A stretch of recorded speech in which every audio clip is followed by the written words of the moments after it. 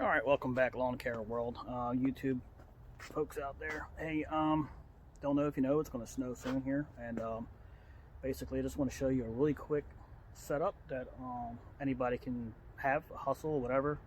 A real quick money-making setup. This is what's worked for me over the years of doing it for many years, having many different kinds of setups, and this seems to work great for me. If you have a four-wheel drive truck, you could pull behind a trailer if you're comfortable with it. I mean, if I would pull a trailer, I would want to pull a small trailer. But I don't feel comfortable with that because I do have a plow on the front of my truck. It's not on there right now, but I'm going to put it on there. But this works out. I did this out of my van. I had a van. I worked out of my van like this. Just get yourself some ramps. If you can find fold-up ramps, they're great. This one doesn't quite fit there. I got to lift it up because it's a 6-foot bed. My next truck will be an 8-foot bed truck. But anyway, just a real quick recap of what I do. Get yourself a piece of wood like this to hold up your glass if your shocks are busted. Hopefully they're not busted, but anyway. So real quick, let me just go over what I got. I got a bucket. In here I keep my salt melt. This is the good stuff. This is the expensive stuff, the stuff for concrete. I keep it in here. I usually have a second bucket, which I have it over there. I'm going to bring it over. I'll put it over here, and that's just got my rock salt in it. I use a spreader, but don't really need a spreader. I'll show you the spreader that I use, even though I have a really nice one. I'll bring it with me if I have contracts that have big driveways. I just use a cheap, inexpensive fertilizer spreader.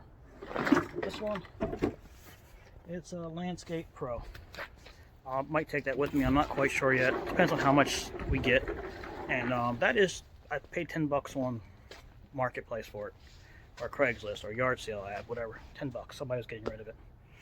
I got that to replace the Scott's one that I had that fell apart. So just an inexpensive one. You don't want nothing really expensive to start off with because you're going to destroy them with the salt. They do make some really nice ones out there though. I mean, if you want to go that route, that's fine. Eventually I will, but there's some things I don't see spending money if you don't do it enough. So this is something I don't do enough. But anyway, so I got the bucket with the salt in it. I just have the cup. I also have just a scooper, like one of those like grain scoopers.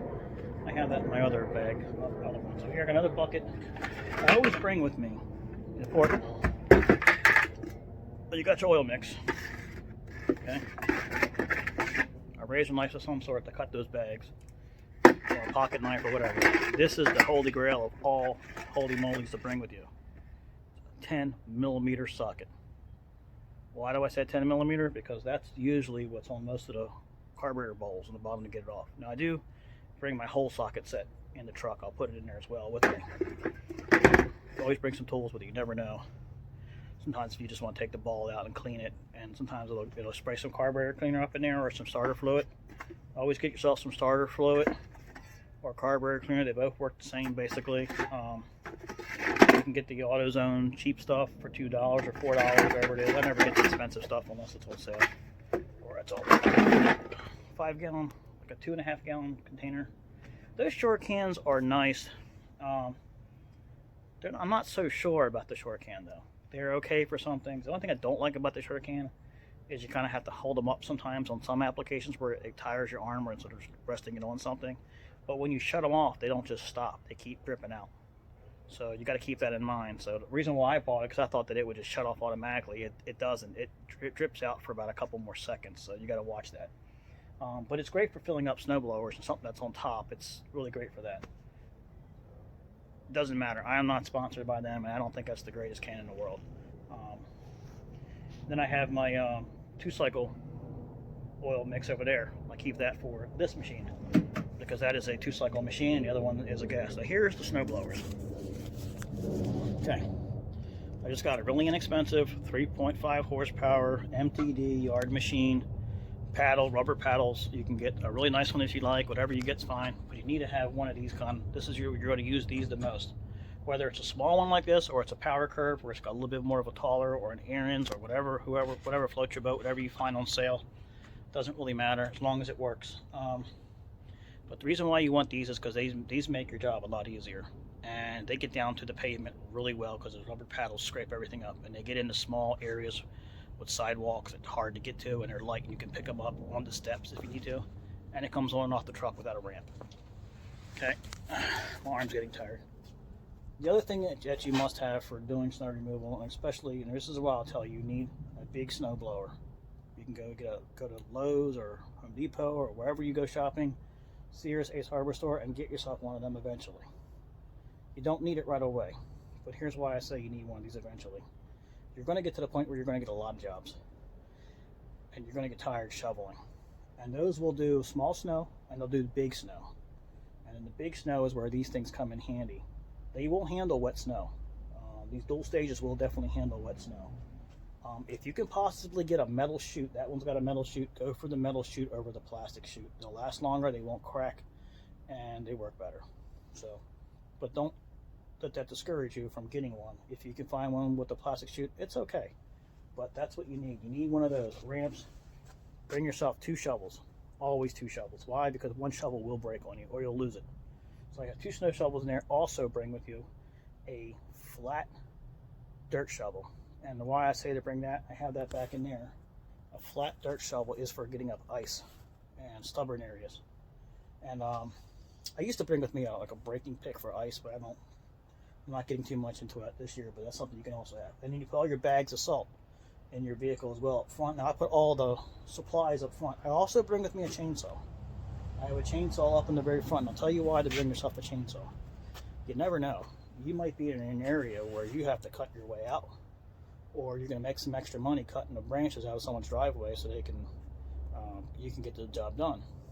But for the most part, it's more for your safety, because you might be in a certain area where you have to cut a branch. I've done that.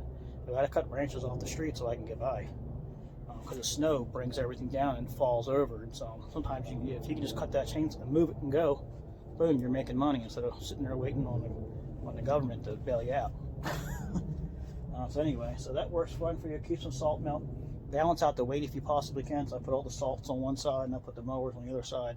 Try to balance out the weight, but you want a lot of that weight on your wheels. So having all this in the back of the truck is actually good for traction as well. So that's another reason why I like that. So and then I have a 5-gallon gas can inside my trailer that I come home to get if I need it, or I can stop at a gas station somewhere. But this is enough gas that you're going to need to do most jobs. Is a 2.5 gallon. These snow blowers are very, very, very fuel efficient. They don't go through gas that much like you would think they do. For some reason, they are very fuel efficient, especially the bigger ones. For the amount of power they're putting out, they do pretty good. I'm not going to go over what exact brand that I have in there, but if you want to, I have a Poulan Pro 24-inch. I believe it's a 7.5 or 8 horsepower dual stage, and then I have a Yard Machine 21-inch rubber single stage 3.5 horsepower. Most of your stuff are all made by the same people, so whatever you get is all good to go. Okay, and they're basically all the same nuts and bolts, so it doesn't matter what you get. It's all the features and the deal that you can get at the time. So that's a real quick setup. Let me know what you think. Don't forget to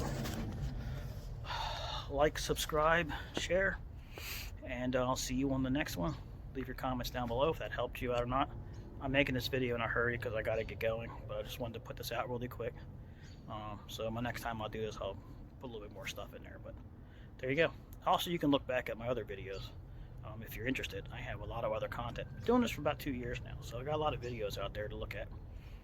All subjects, pretty much, from overgrown grass to messed up yards to maintenance to snow removal to leaf removal, trimming, hedging, I don't know, all kinds of everything. Chainsaw work. I do a lot of that stuff is all in there. So if you're interested, you have something else to look at, you got nothing else to do, just scroll down on my page and you can see everything else that I have.